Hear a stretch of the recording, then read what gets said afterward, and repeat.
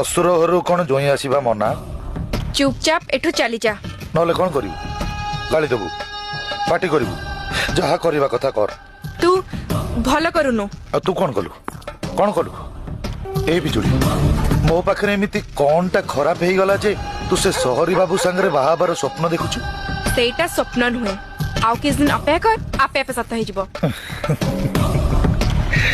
ସେଇଟା ମୁଁ ଜମା କରିବାକୁ ଦେବିନି ଲୋ, ଜମା ଦେବିନି କରିବାକୁ।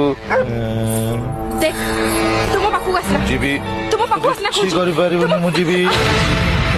ଆମେ ଆଜି ତୋର ଏମିତି ଅବସ୍ଥା କରିବୁ, ପିଲାଠୁ ବୁଢା ପର୍ଯ୍ୟନ୍ତ ତତେ ଘୃଣା କରିବେ, ତୋ ନାଁ ଶୁଣିଲେ ଛେପ ପକେଇବେ। ଆଉ ତୋର ସେ ସହରୀ ବାବୁ ତତେ ବାହାବା ତ ଦୂରର କଥା, ତୋ ନାଁ ଶୁଣିଲେ କାନ ବନ୍ଦ କରିଦବ।